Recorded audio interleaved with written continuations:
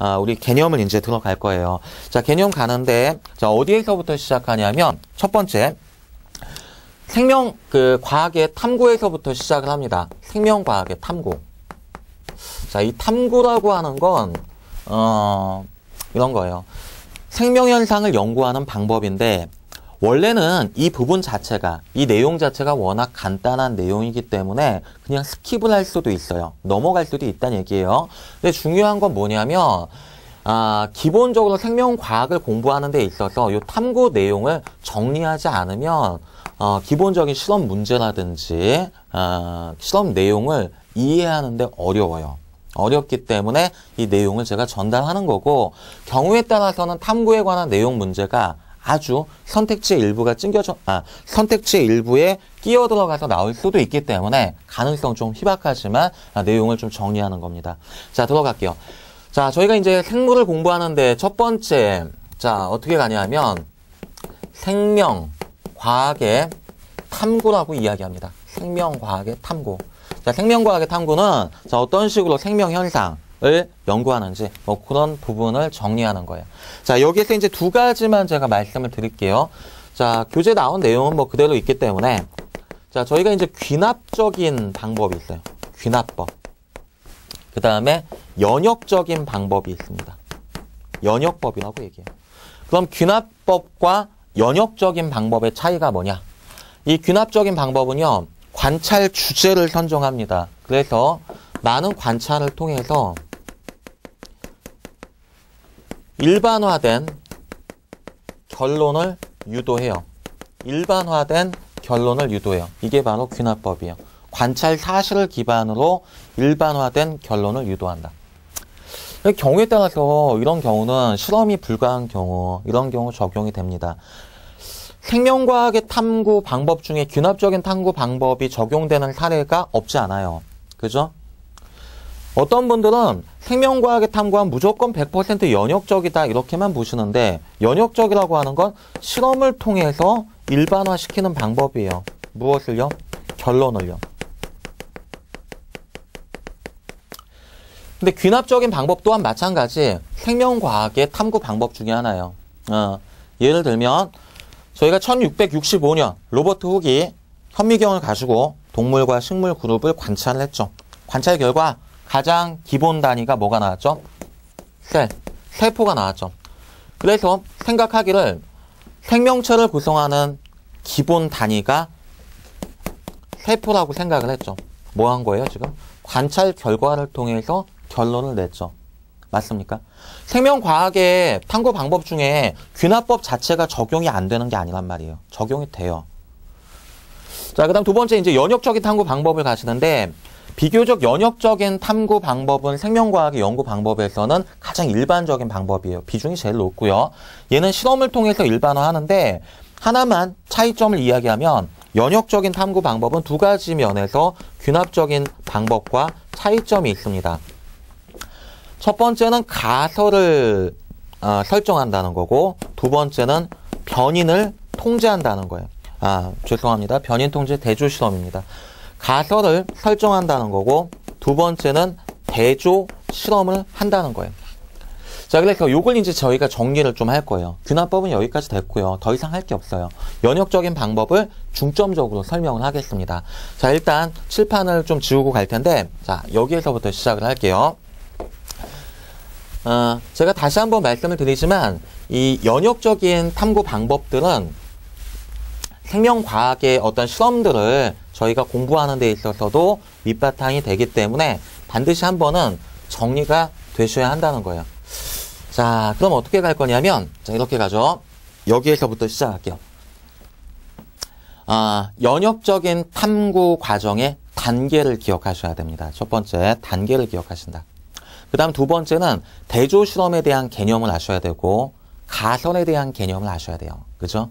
그리고 변인 통제가 뭔지 그 정도 개념은 워낙 기본적인 거니까. 자, 그럼 단계를 제가 먼저 적어 드릴 텐데 이겁니다. 자, 자연현상을 관찰합니다. 자연현상을 관찰해요. 그런 다음에 문제를 인식해요. 어떤 문제가 있는지 문제 인식 단계가 있고 이 문제 인식 이후에 의문 제시 단계가 있습니다. 의문 제시 단계가 있어요. 문제 인식과 의문 제시. 뭐 그닥 중요한 건 아니에요. 그리고 나서 어떤 의문이 있었기 때문에 가설을 설정합니다. 가설을. 이 가설이라고 하는 거 어떤 거냐면 한마디로 이야기하면 임의적인 결론이에요. 임의적으로 내가 어떤 결론을 내는 거죠. 임의적인 결론이고 이것은 같은 말로 잠정적인 결론이라고 이야기합니다. 다시 얘기하면 가설은 A가 B가 될 것이라 생각했다. 혹은 A가 B가 될 것이다. 이렇게 갑니다. 그죠? 이게 가설이에요. 일단 그렇게 가죠. 순서를 얘기하고 제가 적용을 좀 시킬게요. 자, 가설 설정이 됐으면 그 다음 해야 되는 게 탐구를 해야 돼요. 탐구 설계. 탐구에 대한 단계는 일종의 실험 단계예요. 탐구 설계는 실험을 준비하는 단계고 그 다음에 탐구 수행에 대한 단계는 실험을 직접 하는 단계. 실험이 정리가 됐으면 그 다음에 해야 되는 게 뭐죠? 그렇죠. 자료 해석해야죠.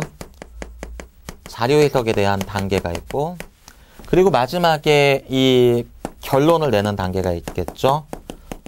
자, 이 결론을 내게 되는 게 가설과 같다면 가설을 실험적으로 증명한 겁니다. 그래서 결론이 만약에 A가 B가 나왔다. A가 B가 되었다. 그러면 가설을 증명한 거죠. 이렇게 얘기가 되는 거예요. 내용 자체는 어렵지 않죠. 탐구 과정의 순서는 반드시 기억을 합니다. 자, 그러면 제가 한 가지 대표적인 예시를 좀 드리고 시작을 할 텐데 이렇게 가죠. 저희가 뭐 말로만 얘기하니까 좀 어려운데 연역적인 탐구 과정의 과정 자체는 다 기억을 하시고 그 다음에 예시를 통해서 이런 예시가 있구나 정도 적용되는 걸 한번 보시면 되는 거예요. 어떤 거냐면 보통 이제 그 연역적인 탐구 과정에 대해서 설명을 할 때는 대표적인 예시들이 너무 많아요. 뭐 플레밍의 그 페니실린 발견, 그죠? 그런 걸 얘기로 많이 예시로 들 때도 있고, 혹은 그 개미의 길찾기 호르몬, 페로몬이죠. 페로몬에 대한 문제로 예시할 때도 있는데, 저는 좀 다르게 한번 설명을 해볼게요. 자, 뭐냐면 이런 경우입니다. 예전에 뭐가 있었냐면 사무엘 바이스라고 하는 내과 의사가 있었는데 이 사무엘 바이스가 있었던 그 당시 환경은 어떤 환경이었냐면 이런 환경이었어요.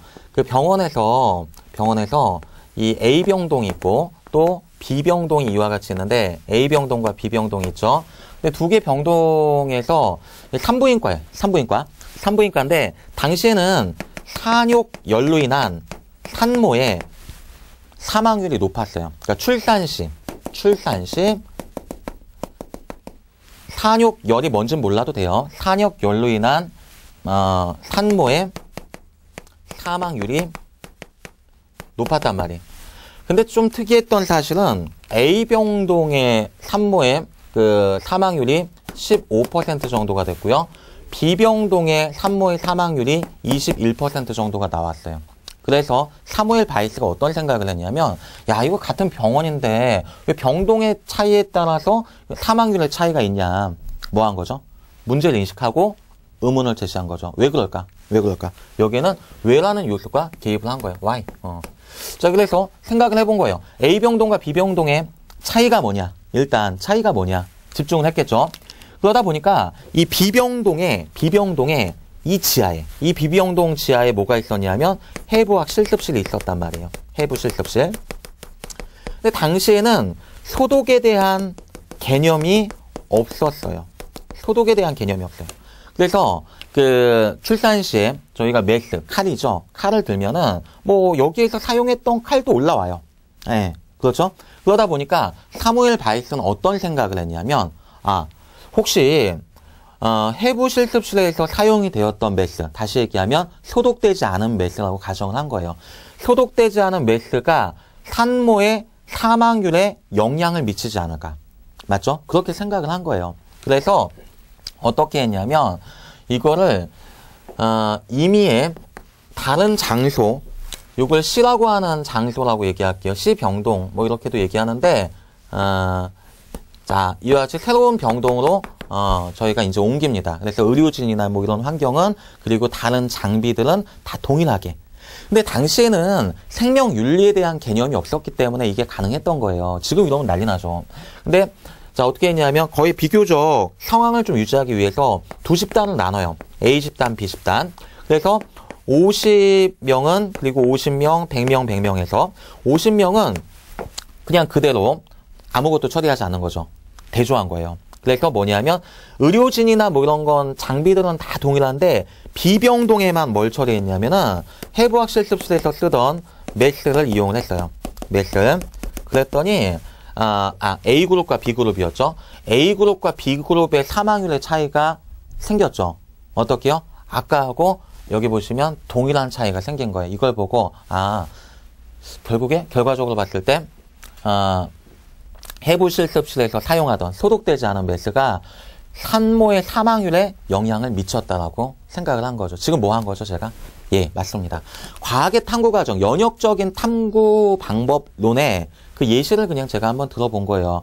보통 일반적으로 아까도 말씀을 드린 게 뭐 플레밍이라든지 아니면 개미의 길잡기 페로몬 뭐 이런 얘기들 많아요. 근데 문제는 너무 교과서에 많이 소개가 됐기 때문에 제가 좀 다른 예시를 들었는데 내용적으로는 좀 그렇죠. 자, 어쨌든 중요한 건 그 문제가 아니고 이겁니다. 탐구 과정, 연역적인 탐구 과정에 맞게끔 진행이 되었다는 그 느낌을 알고 계시고요.